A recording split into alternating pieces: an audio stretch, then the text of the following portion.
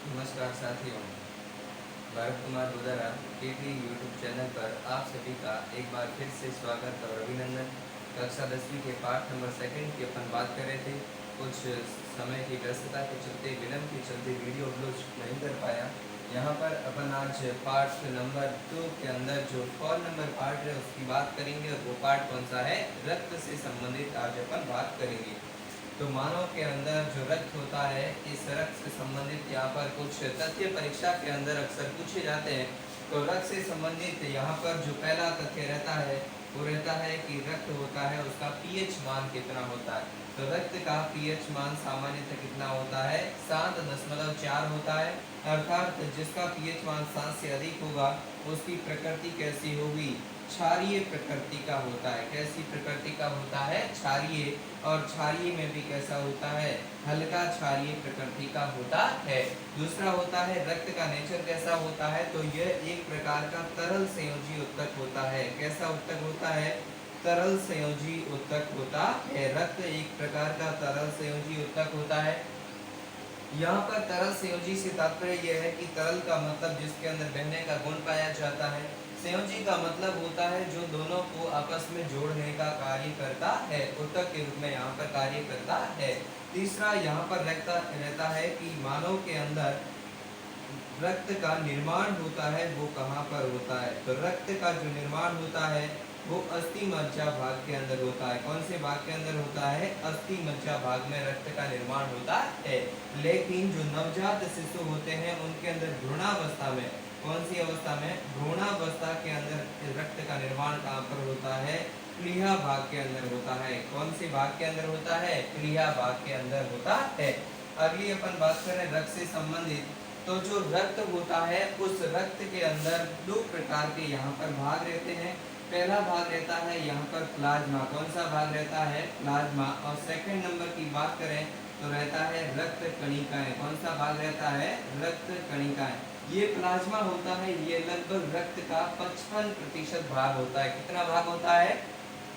रक्त का लगभग 55% भाग कौन सा होता है? प्लाज्मा भाग होता है। और जो रक्त कणिकाएं होती है वो रक्त का कितना प्रतिशत भाग होती है? 45% भाग होती है। और यहाँ पर अपन प्लाज्मा एक प्रकार का तरल पदार्थों के रूप में होता है। इसके अंदर लगभग 92% जल पाया जाता है, एंजाइम पाए जाते हैं, कार्बनिक और अकार्बनिक पदार्थ पाए जाते हैं। और रक्त कणिकाओं के अंदर यहाँ पर 3 प्रकार के पार्ट रहते हैं। सबसे पहला रहता है आरबीसी, उसके बाद सेकंड नंबर पर रहता है डब्ल्यूबीसी, और थर्ड नंबर पर रहता है जिन्हें अपन कहते हैं बिंबाणु। क्या कहा जाता है? बिंबाणु कहा जाता है।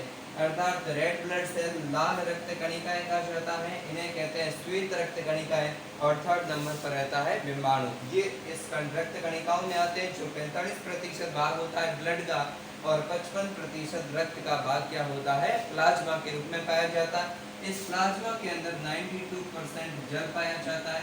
उसके बाद कुछ कार्बनिक पदार्थ, कुछ अकार्बनिक पदार्थ यहाँ पर पाए जाते हैं।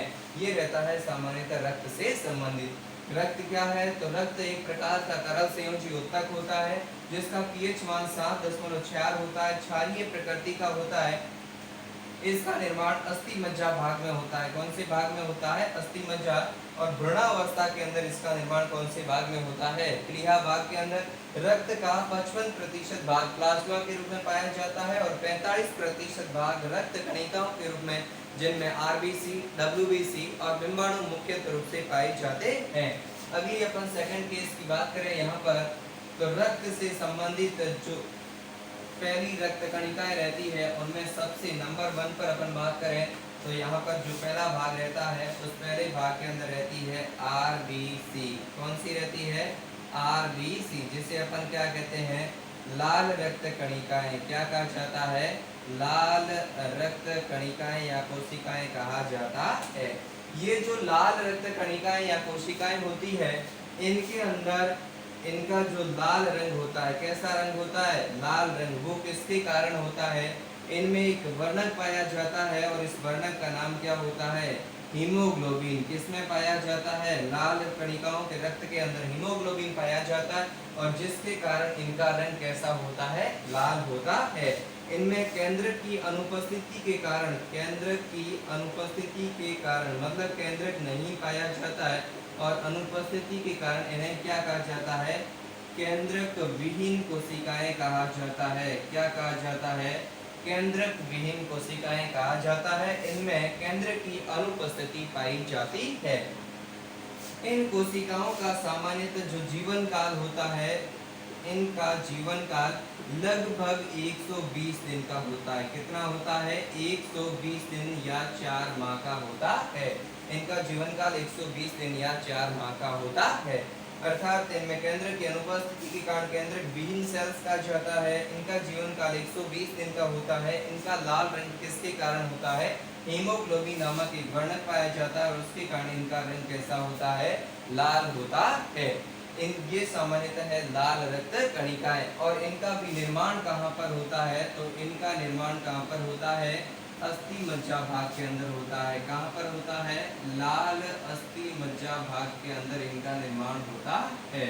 ये मुख्यतः यहाँ पर रहता है। जो लाल रक्त कणिकाओं से संबंधित लाल रंग किसके कारण, हीमोग्लोबिन वर्णक के कारण, केंद्र की अनुपस्थिति के कारण केंद्रक विहीन सेल्स कहा जाता है। इनका जीवन काल 120 दिन या 4 माह का होता है। इनका निर्माण कहाँ पर होता है, लाल अस्थि मज्जा भाग के अंदर इनका निर्माण होता है। सेकंड नंबर केसेज की बात करें तो यहाँ पर रहती है WBC अर्थात श्वेत रक्त कणिकाएं। कौन सी रहती है, श्वेत रक्त कणिकाएं कहा जाता है। 2 नंबर की बात करें तो WBC श्वेत रक्त कणिकाएं।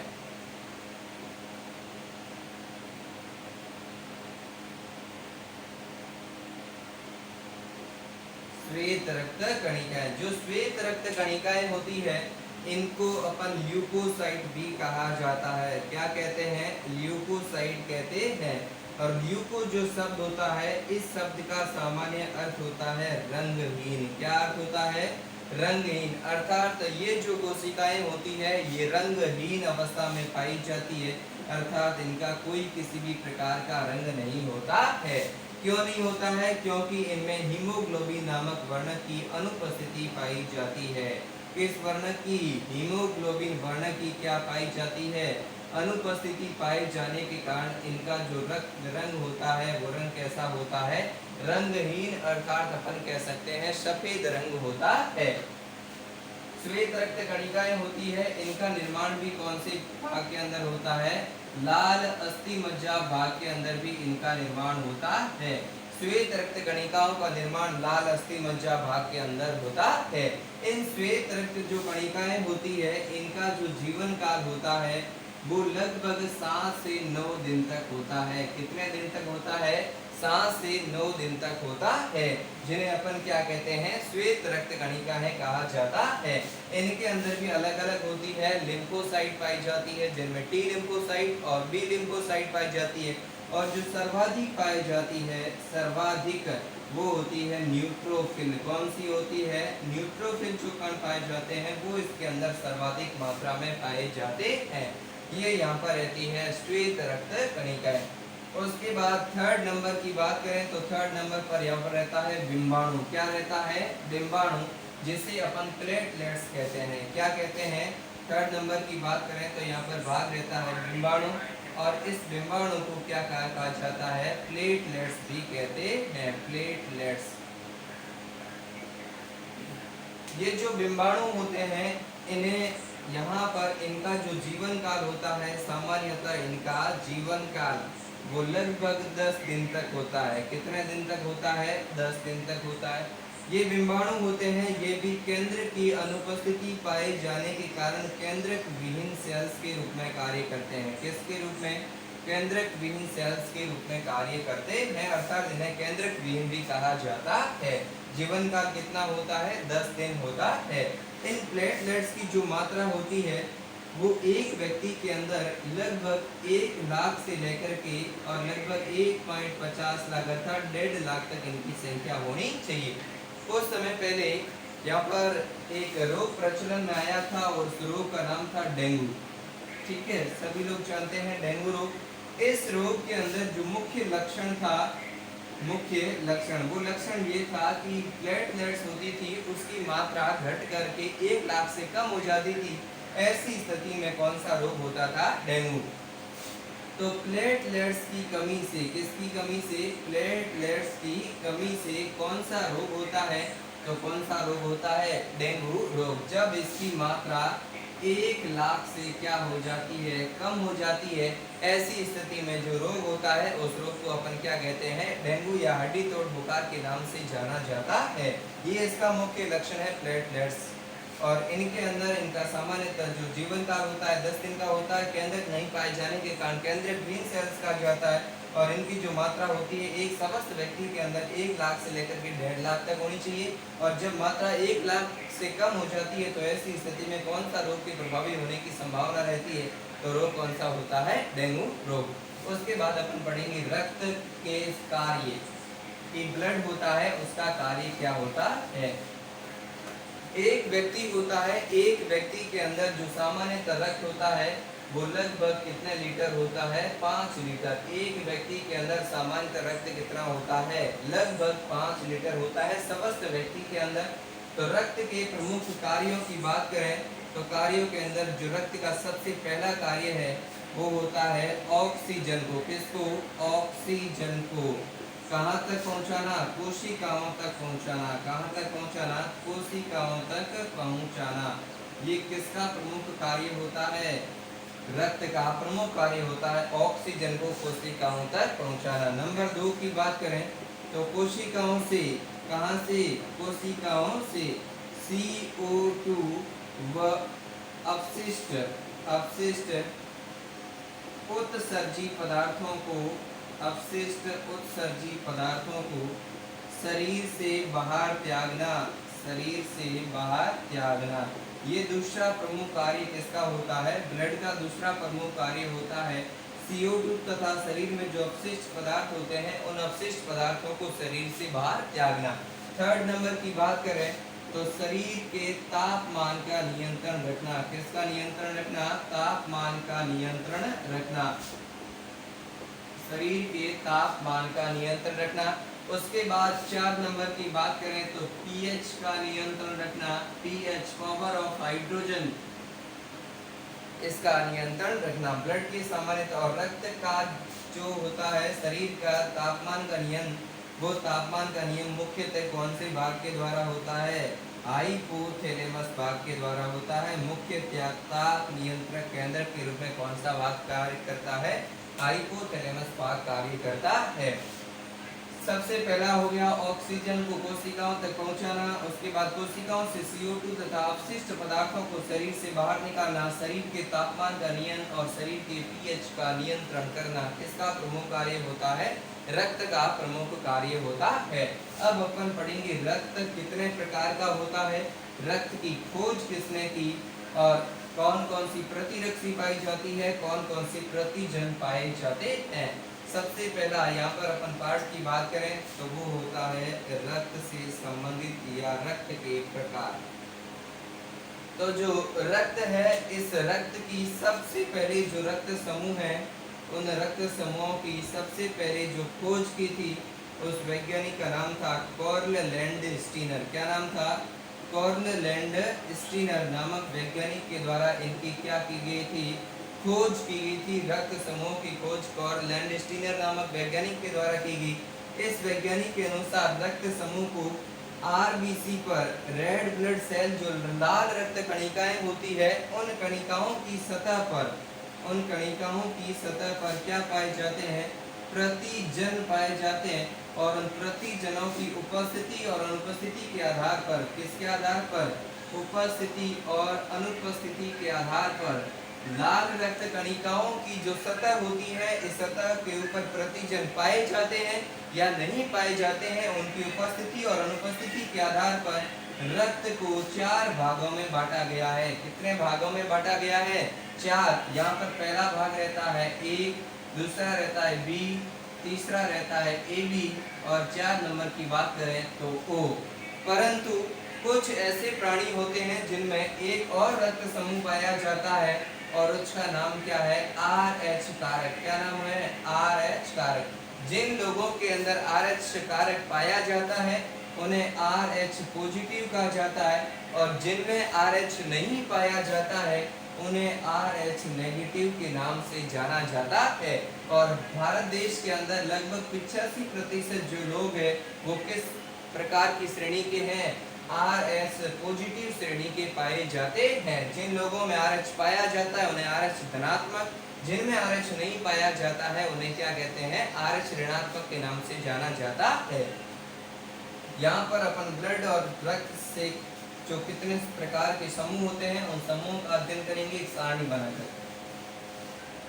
ठीक है, सबसे पहले अपन बात करें रक्त समूह में तो A, उसके बाद B, उसके बाद थर्ड नंबर AB और 4 नंबर कौन सा रहता है?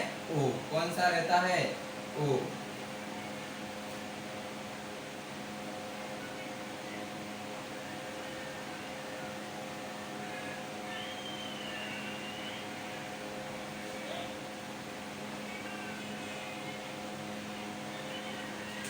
अब यहाँ पर ध्यान दें, सबसे जो पहला यहाँ पर रहता है वो रक्त समूह कौन सा है? A।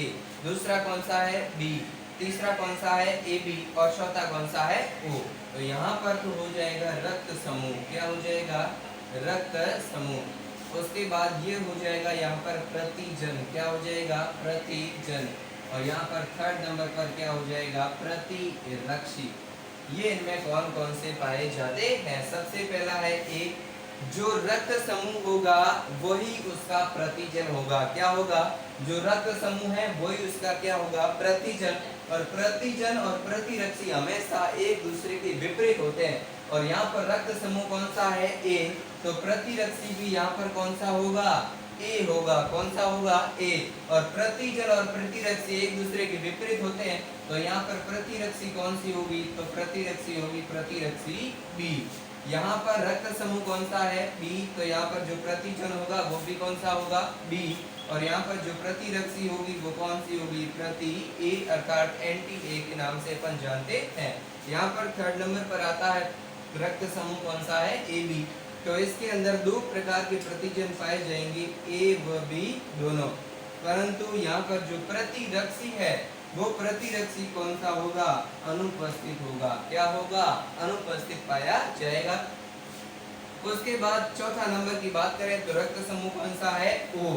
और O रक्त समूह के अंदर कोई किसी प्रकार का प्रतिजन नहीं पाया जाता है। और इसके अंदर जो प्रतिरक्षी पाई जाती है वो प्रति या एंटी A व B दोनों पाई जाती है। ये यहाँ पर रहता है। उसके बाद यहाँ पर AB जो रक्त समूह है उस रक्त समूह को अपन सर्वग्राही कहते हैं। क्या कहते हैं? सर्वग्राही कहा जाता है। और जो O रक्त समूह है उस O रक्त समूह को अपन क्या कहते हैं? सर्वदाता कहा जाता है। क्या मतलब हुआ कि जो जिस व्यक्ति का ब्लड ग्रुप रक्त समूह AB है वो सभी से अपना जो ब्लड होता है अपने लिए ले सकता है। सर्वग्राही है, ग्राही का मतलब ग्रहण कर सकता है। और जिनका ब्लड ग्रुप O है वो सभी को अपना रक्त डोनेट कर सकता है, दान कर सकता है, अर्थात क्या है? सर्वदाता कहलाता है। कोई O सर्वदाता है और AB क्या है? सर्वग्राही है। ये सामान्यतः रहता है रक्त परिसंचरण। इस विभिन्न प्रकार के रक्त समूह हैं उनसे संबंधित। और उसके बाद नेक्स्ट क्लास की अपन बात करेंगे अगले टाइम के अंदर। एक बार फिर से थैंक यू सो मच आप सभी का मेरे इस यूट्यूब चैनल पर हार्दिक स्वागत और अभिनंदन। चैनल को ज़्यादा से ज़्यादा सब्सक्राइब करें, लाइक करें, शेयर करें। Thank you so much.